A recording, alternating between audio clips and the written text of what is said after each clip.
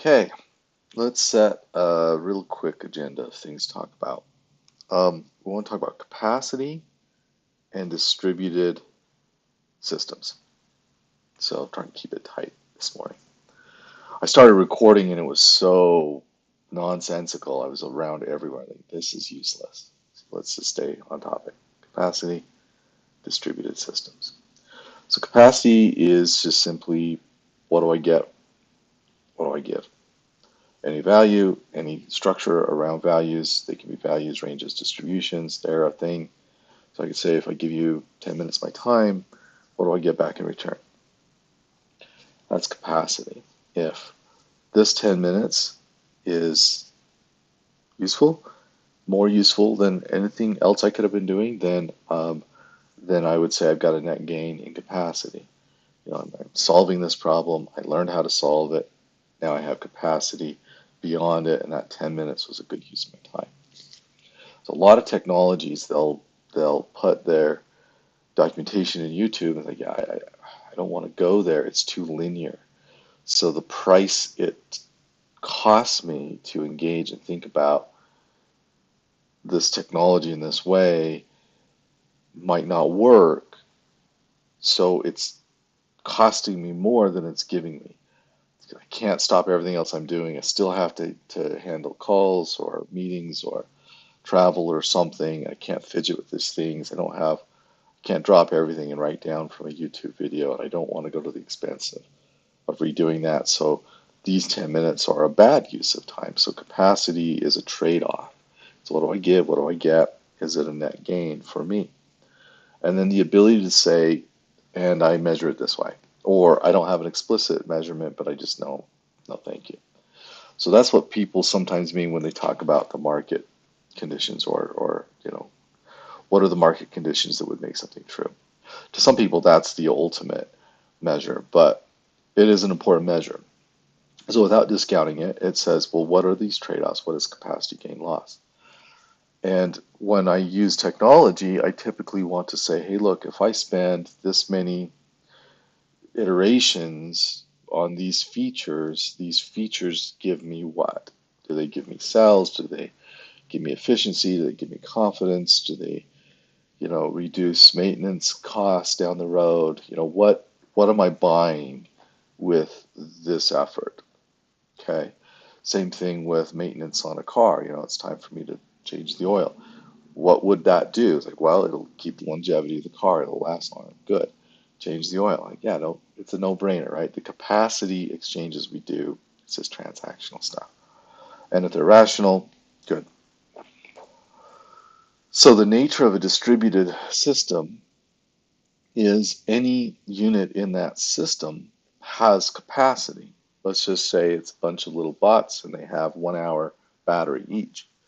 So what can they accomplish in an hour um, that's a good use of time? And what we can see when we have just a few bots or a few agents or a few distributed systems or a few autonomous systems, um, we can have emergent behavior fairly quickly. We can look at collaboration and collaborative problem solving.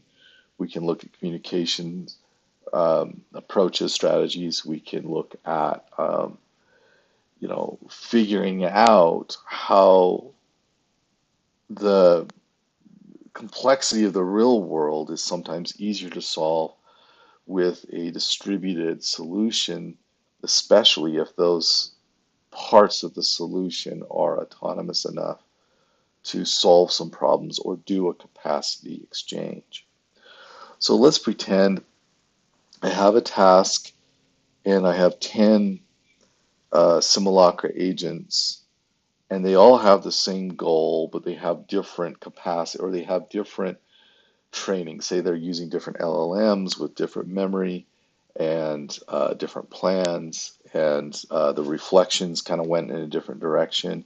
So they would see the same information a little bit differently. 10 different ways to see similar but different perspectives around a problem. And so these 10 distributed agents could engage the problem alone differently. We could just compare them, like, well, which one was best. But if we give these agents the capacity to compare notes and to say, I kind of looked at this, let's give them a problem of, we're debugging a piece of software, and maybe one simulacra agent's primarily concerned with understanding what the architectural structures are, and another one is primarily checking the health of automated testing, and another one is checking the state, primarily is checking the state of, well, where are things at? Are things saved? Are they where they need to be in Git repos? Or did we have a safe fallback that we can go back if we screw up, we can come back to a safe known space. Maybe another one is primarily looking at how we can run tests in parallel, and so different approaches can be compared, and maybe others are just general use, like, okay, I can read the errors and I can read the software and I can read the recent Git commits and I can read and then I can interpret what that I think means. And so these 10 bots could work around in a distributed way, and then they could say, look, you're reporting that let's say the system that is offering a code fix. You're reporting that you've got this, and you said you've got this, and you're 80% confident that this will finish the whole thing. And then it didn't. And so a bot that's interested in the architecture says, look, you don't quite understand the structure of what this code is doing. I'm working at a higher level abstraction. You take into account information you didn't know. And then it can look at that with its old plan and say, oh, yeah, that's right. That couldn't have worked because this is supposed to do this. Or another bot could say, look, you assumed that the tests were written correctly, but they're not. That they're changing, they're going the other direction, right? There's the red-green refactor, which says you write a failing test, but that's the truth. And then you get it to pass, and then you keep it consistent and clean and stylistically, as simple as we can, meaning it's easy to read, easy to maintain, or easy to understand, easy to maintain. So those three steps in the order of putting a new feature in. But if we're changing existing code, we refactor first, then we go into red, and then, meaning we change things to make them more consistent, simpler. We reduce complexity in the system. And now we got breaking tests, and then we refactor the tests after we've changed the structure, but we have to do so with new tests. We triangulate that problem. So a simulacra that understands, oh, we're not adding a feature, we're fixing a bug, or we're not fixing a bug, we're reducing complexity. We're not we're not trying to make this work the way it was. We have recognized that, say, the domain was wrong, or the service was wrong, or the unit of work was wrong, or the repo was wrong, or the aggregate was wrong, or something, events were missing. And so trying to just form it into, oh, I think I'm in a red-green refactor, like, no, you're not. But see, that's easier when you can go up a layer or two or three of abstraction around a complex problem. Now it's easier to solve. So capacity is, what do I give, what do I get? Distributed nature is, how do I approach it? And what services and capacity do I need? And what's interesting about that is, especially in a distributed nature, but also when we're talking about augmented intelligence around people, when people are involved or when machines are involved, there are cycles around maintenance and rest. There are cycles around productivity and communication. And so what we do is we go into rhythms or patterns. Meant to, they're an abstraction around, I can do anything, but I'm going to do things in this order, right? The immediate plan is, I'm going to finish this podcast, and then I'm going to write down some problems with some code, and then I'm going to write that code and get some fixes and changes done, and then I'm going to go back to the bigger plan. So I go in stages. I've got a problem here, I solve it. I got a problem here, I solve it. And now I need to rest, I solve that, and on and on. And so knowing that that's the nature of true capacity or sustainable capacity, and then the true nature of a distributed system is that there is a difference in, there could be a difference in what's involved in problem solution or problem solving, or they're all the same, they're all vanilla, they're all the same, but this one's not busy. This one is in this capacity state. It's in this stage of its workflow cycles. So it doesn't have any work to do. It's up to date on all of its dependencies. It's got memory, CPU, GPU, hard disk space, network capacity. It's connected correctly with the DMZ, so it safely can do things. Everything in it. It's got a fresh state on the project, and it can tell that it's safe. It has clear instructions. That might be different than a process that's running and it's got 16 tasks deep that it's got to get back to, and it's trying to figure out how to finish things on budget. So it could literally be the same thing but in a different state. So those really simple building blocks are not that hard to grasp, right? So before, we had a problem and we sent an LLM or a probabilistic model or a deterministic model or a human being, sent something to solve the problem. Now we take the temperature or we take the measurements of the system. Okay, this is where I think we're at and what we really want first.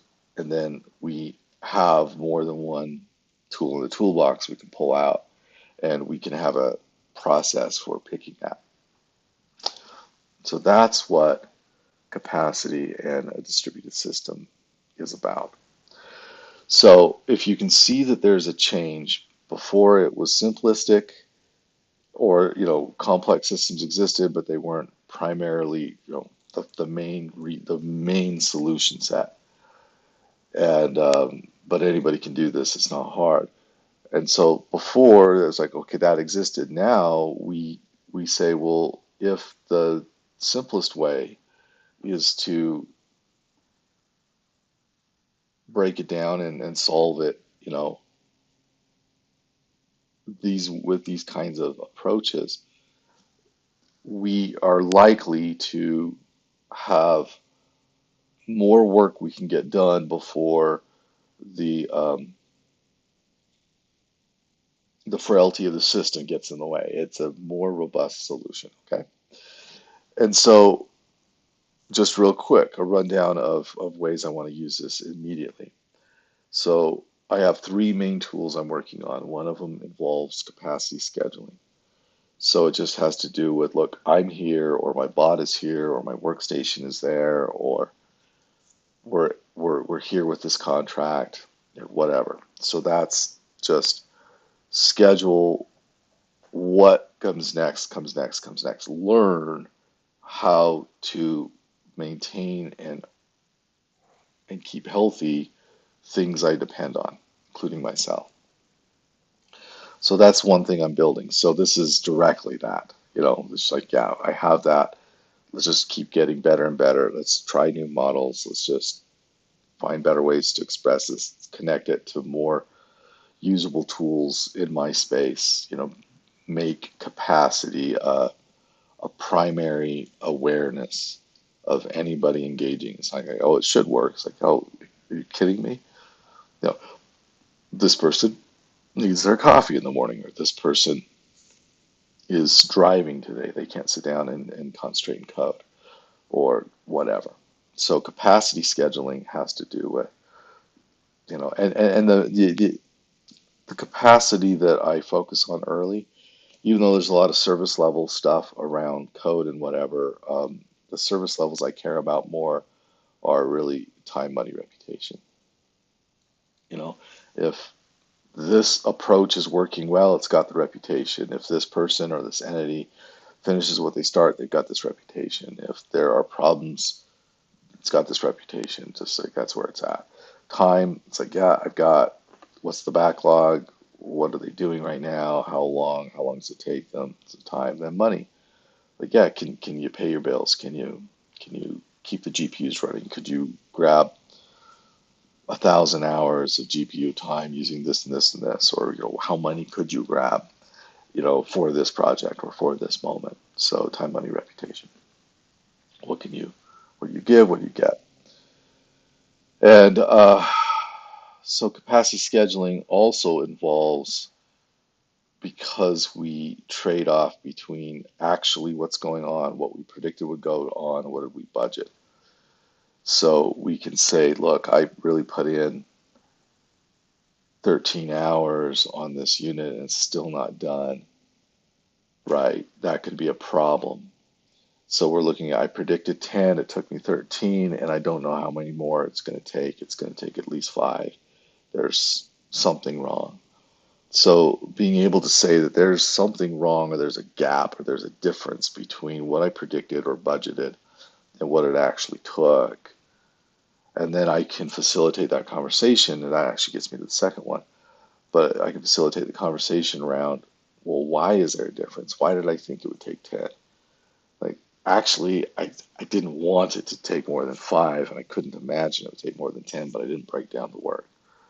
And I didn't take into account that I was coming in tired and I'd worked all night, and, I can only go so fast when I'm in that state.